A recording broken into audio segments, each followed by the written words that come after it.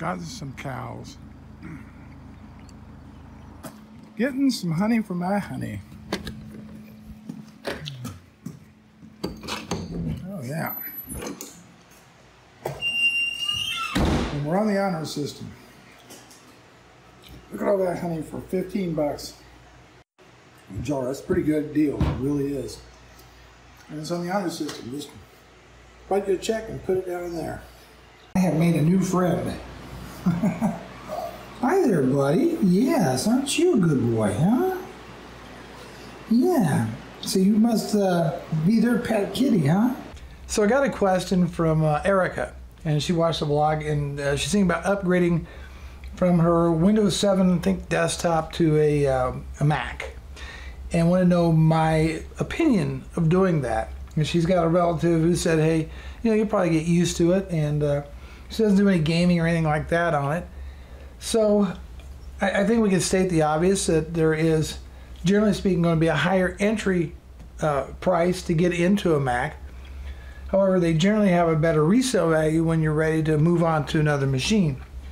So I have this is a really ancient MacBook Pro. I mean, it's really old. In fact, it's a 2010 model, and here we are in 2018, so you know it's 8 years old. And then I have about a 2-year-old Asus UX501, which is a really, really nice machine. I bought this instead of getting another Mac. But that's me. Basically, you're going to see that they kind of look a lot the same, other than maybe the wallpaper.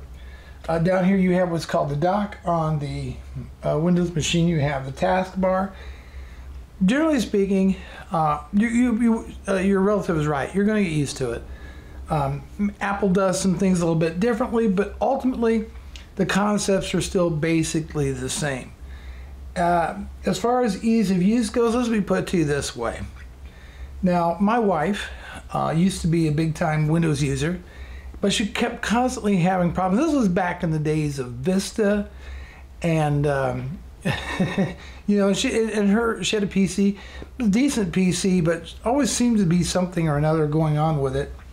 I never had much problems with my machines, but she did hers. I said, you know what, as an experiment, let's get a Mac and see how that works out for you. And Erica, she loves it and swears by her Mac and will never go back to Windows. The way it works, the operating system, just made sense to her. It's been pretty much a trouble-free experience for her. I personally have a pretty much a trouble-free experience on Windows. So I think a lot of it depends on the person that's using it and how well you like it. You might want to go to like a Best Buy or someplace like that and maybe spend a little bit of time just playing around on a Mac and getting a feel of it, or if you know somebody's got one, maybe ask them if you can try it for a little bit and see how you like it. But ultimately the concepts are basically the same. Launching applications, you know, web browsers, a web browser, whether it's Firefox, Chrome, they're going to work pretty much the same on a Mac. Almost all the major software titles that are available on PC are available for Mac, so it won't be a huge transition, and you may love it. And I don't criticize anybody for their choice of computing platform. Macs are wonderful machines, and I think booting up and working with an eight-year-old laptop speaks volumes about the quality of the machine. So hopefully that answers that question in this vlog. And there is the place that I seek. Taco Bell. I very seldom go to Taco Bell. Very seldom. Rough parking lots. Hi, how are you today? I'm good, I'm good. Hey, give me an order of chicken nachos, a large order of chicken nachos. All right, did you want the chunky chicken or the shredded chicken? Now, what's that again? Chunky chicken or shredded chicken? Let's do the shredded chicken. Okay, any drinks or sauce packets? No. $4.48, please drive through, thank you. All right. Drinks, no.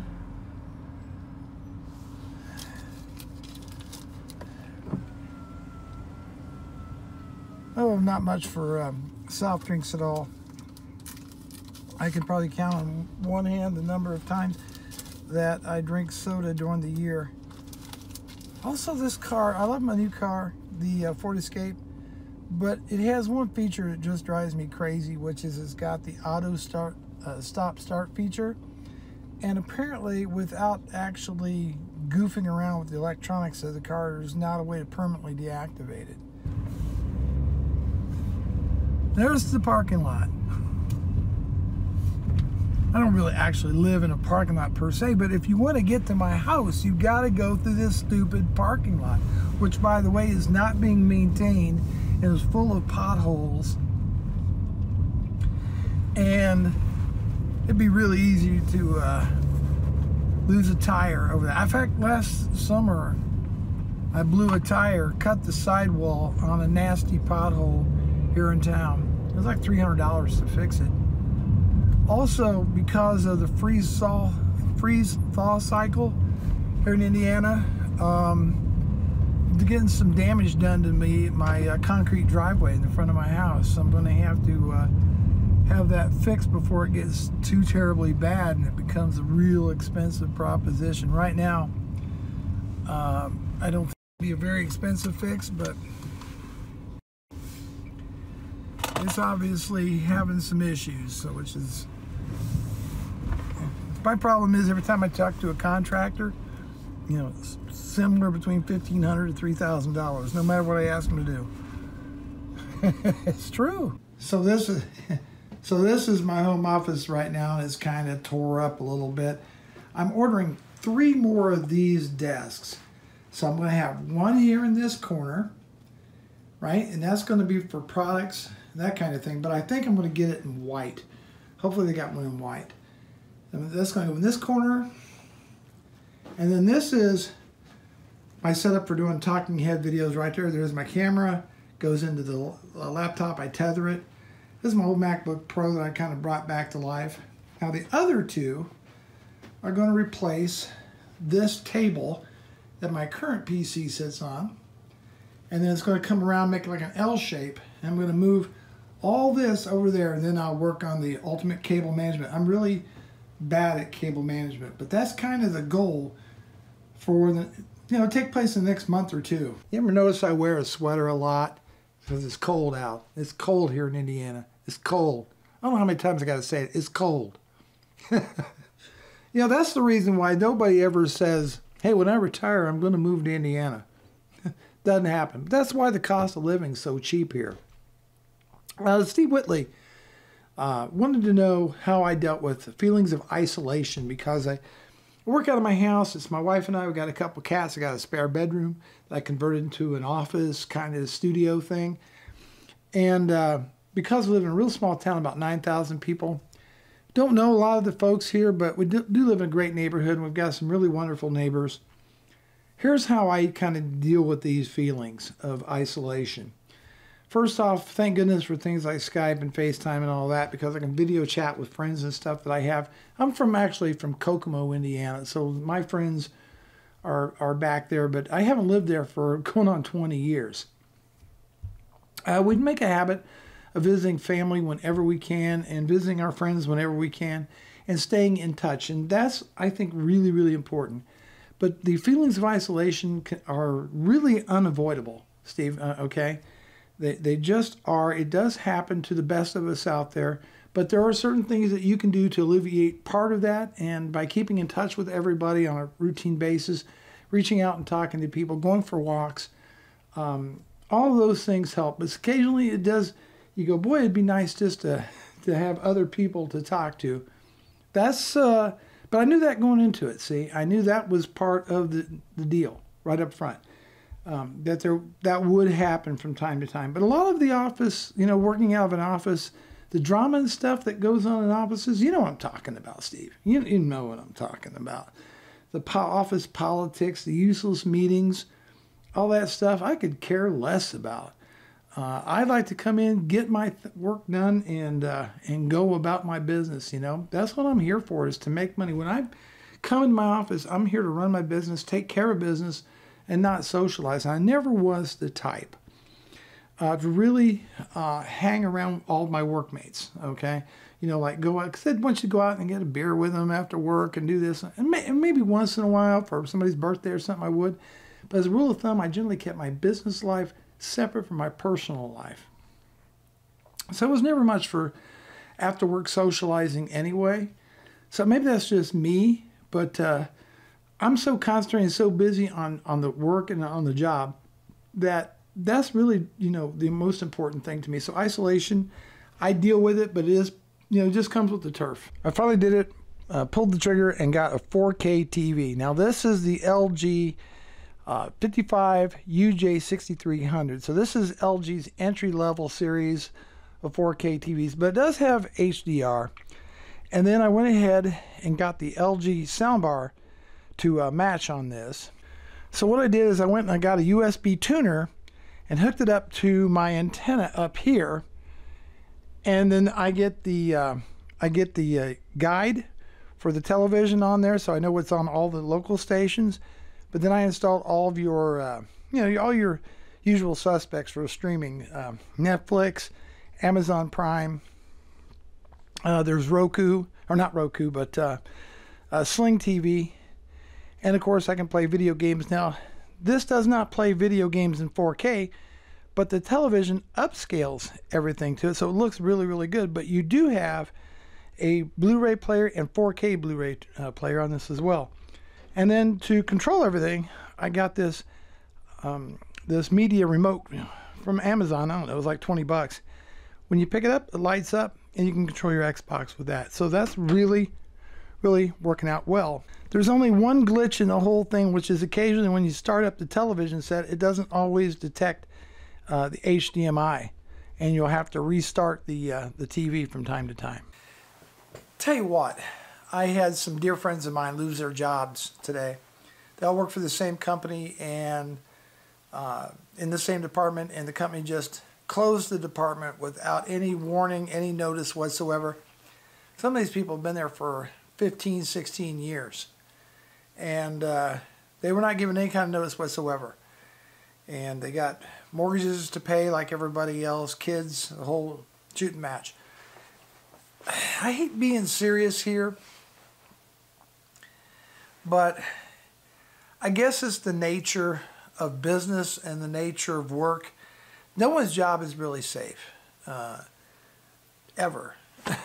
And sometimes that's kind of a hard thing to understand, to realize that you could be, you're doing what you're asked to do. You're loyal to the company. You're doing the extra effort. You're putting in the extra hours. You're getting the job done, and yet the next minute, bang, you're out of there. And if you live your life thinking that at any moment I could be canned, then we'd probably all be real reluctant to buy a home or get a car, even though these are things we need.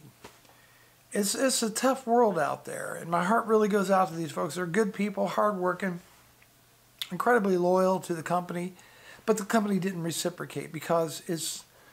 And I think sometimes we forget that the company's all about money. Period. There is no body that is not expendable in a lot of businesses, and I think we forget about that sometimes. Sometimes we think the company can't survive without us. It most certainly can, or it closes up. One of the two. It was probably a very tough decision to make, but the company did it, and now this group of people, this wonderful group of people I've known for many, many years, are now finding themselves on the unemployment line. And a lot of them are not young people either. They're not, 20-somethings straight out of college or whatever. They got families. As I said, they got mortgages. They got kids they're putting through school. And now they don't have a job to go to.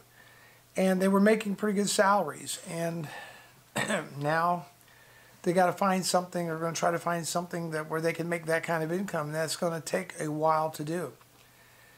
And my heart really goes out to them.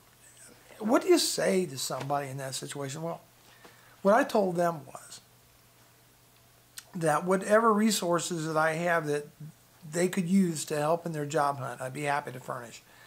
So I have contacts, connections. Send me your resumes, and I'll send them out to some people I know that might be able to help.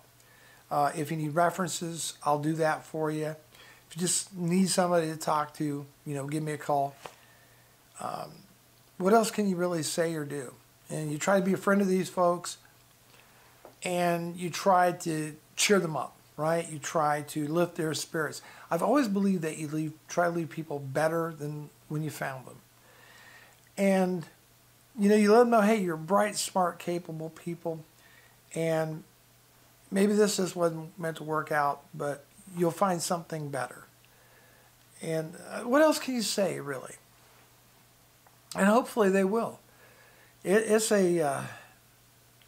just a terrible situation to find yourself in, losing a decent paying job with benefits. And that's one of the things that never made sense to me, the marriage of your health care with your employer. I've always thought that was just a bad deal. That when you lose your job, you lose your health care. Yeah, they have that temporary thing on your insurance for like a few months. But, come on. I just don't think that's common sense. We've had it as Americans just beaten to our heads our whole life that health care should only be for those who can afford to pay for it, and it should be for profit. But sometimes I wonder if that's really the humane way to do things. Is that the way to have a society? And, these people have sick kids, and some of them, and if they can't find a job that has the benefits, and of course the government's been really putting the screws to the Affordable Care Act and making it more difficult, I just don't know. But hopefully things will turn around. These folks will get something better in their life. But it was not a great way to start this day. This is Thursday, to learn that a number of your friends have just lost their job.